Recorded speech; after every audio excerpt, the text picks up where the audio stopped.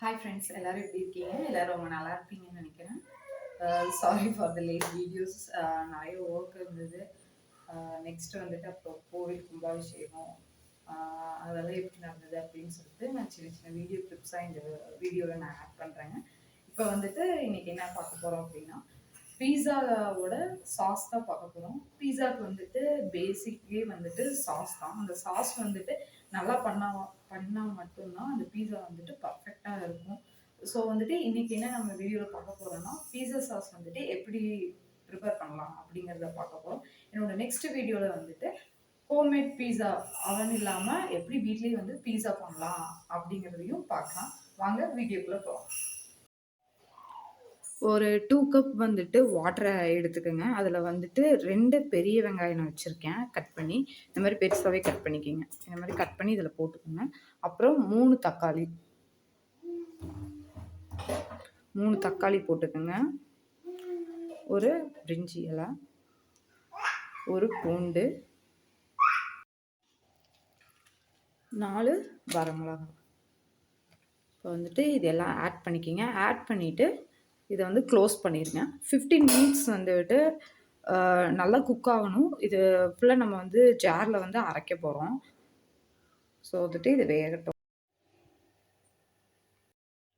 தக்காளியோட தோலெல்லாம் நீங்கள் எடுத்துருங்க. எடுத்துட்டு ஒரு மிக்ஸி ஜாரில் எல்லாத்தையும் போட்டுட்டு கொஞ்சம் கல்லுப்பு ஆட் பண்ணி இதை வந்துட்டு நல்லா நைஸாக அரைச்சிக்கோங்க. இப்போ ஒரு இதில் வந்துட்டு வடச்சட்டியில் வந்துட்டு பட்டர் ஆட் பண்ணிக்கோங்க.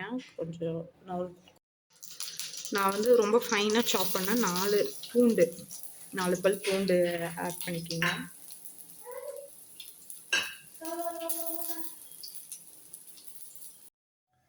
இப்போ வந்துட்டு இதில் வந்துட்டு நம்ம அரைச்சி வச்சுருக்க அந்த டொமேட்டோ அந்த பேஸ்ட்டை வந்துட்டு ஆட் பண்ணிக்கோங்க. இப்போ வந்து இந்த மாதிரி கொதிக்கிற கன்சிஸ்டன்சியில் வந்துட்டு நான் வந்து பிளாக் சால்ட்டு அண்டு ஆரிகனோ எடுத்து வச்சுருக்கேங்க. அந்த பிளாக் சால்ட்டு அண்ட் ஆரிகனோ வந்துட்டு இதில் ஆட் பண்ணிக்கோங்க. அதோட ஒரு 1/4 கப் டொமேட்டோ சாஸ் நான் வச்சுருக்கேன், அதையும் ஆட் பண்ணிக்கோங்க.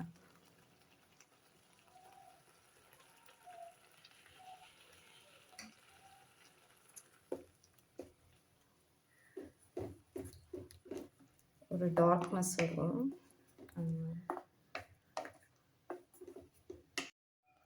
உங்களுக்கு வந்துட்டு ஸ்பைசினஸ் வேணும் அப்படின்னு நீங்கள் நினச்சிங்கன்னா கொஞ்சமாக சில்லி ஃப்ளாக்ஸ் ஒரு ஸ்பூன் கூட ஆட் பண்ணிக்கலாம். ஆட் பண்ணி மிக்ஸ் பண்ணி விட்டுருங்க. ஆக்சுவலாக வந்து சில்லி ஃப்ளாக்ஸ் வந்துட்டு நம்ம பீஸா குக் பண்ணும்போதும் போடுவோம். பட் நீங்கள் சாஸில் வந்துட்டு கொஞ்சம் ஸ்பைசினஸ் வேணும் அப்படின்னு எதிர்பார்க்குறவங்களுக்காக இது. இப்போது குக் பண்ணியாச்சுங்க. இப்போ ஸ்டவ்வை வந்துட்டு ஆஃப் பண்ணிடுங்க.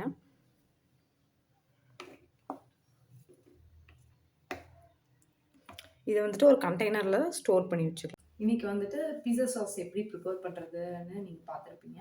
ஆக்சுவலாக வந்துட்டு நம்ம வீட்டிலே பீஸா சாஸ் ரெடி பண்ணி நம்ம செய்கிற ஹோம்மேட் பீஸாவுக்கு யூஸ் பண்ணால் தான் உங்களுக்கு வந்துட்டு ஒரு ஃபுல்லாக இருக்கும். நீங்கள் இது வந்து கடையில் வாங்கிட்டு அந்த சாஸவே யூஸ் பண்ணிகிட்டு இருக்கலாம். பட் அதுலேயும் எவ்வளோ கெமிக்கல்ஸ் ஆட் பண்ணுவாங்கன்னு தெரியாது.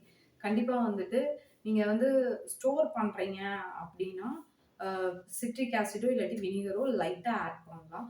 இல்லை நாங்கள் ஸ்டோர் பண்ணலை, உடனே நான் யூஸ் பண்ணி முடிச்சிருவேன் அப்படின்னு நீங்கள் நினச்சிங்க அப்படின்னா நீங்கள் வந்து அதை ஸ்கிப் பண்ணிக்கலாம். வேணும்னா போடலாம், இல்லைனாலும் போடாட்டியும் ஒன்றும் ப்ராப்ளம் இல்லைங்க. பட் நீங்கள் கடையில் வாங்குற பீஸா சாஸில் வந்து கண்டிப்பாக வந்து வினிகரும் சிட்ரிக் ஆசிடும் கண்டிப்பாக ஆட் பண்ணியிருப்பாங்க. ஏன்னா வந்துட்டு அந்த பொருள் கெட்டு போகாமையும் இருக்கணும். ஸோ அதனால கண்டிப்பாக கெமிக்கல்ஸும் ஆட் பண்ணியிருப்பாங்க. நீங்கள் வந்து வீட்லேயே கொஞ்சம் ஹைஜீனிக்காக பண்ணணும்னு நினைக்கிறவங்களுக்கு வந்துட்டு வீட்லேயே வந்து பீஸா சாஸ் ரெடி பண்ணி யூஸ் பண்ணுறது தான் வந்துட்டு பெஸ்ட்டாக இருக்கும். என்னோட நெக்ஸ்ட் வீடியோவில் வந்துட்டு ஹோம்மேட் பீஸா வந்துட்டு வித்தவுட் அவனில் வந்துட்டு எப்படி பண்ணலாம் அப்படிங்கிறத பார்க்கலாம். தேங்க்யூ ஃபார் வாட்சிங்.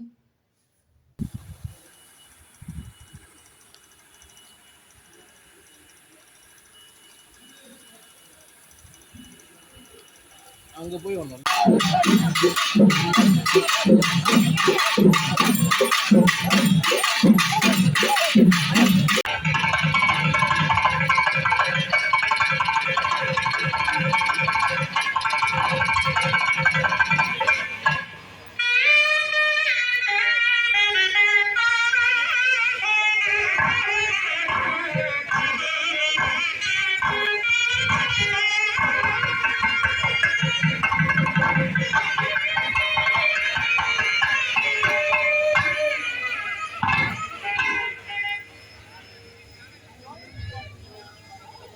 अथाजः पवित्रं धृत्वा ॐ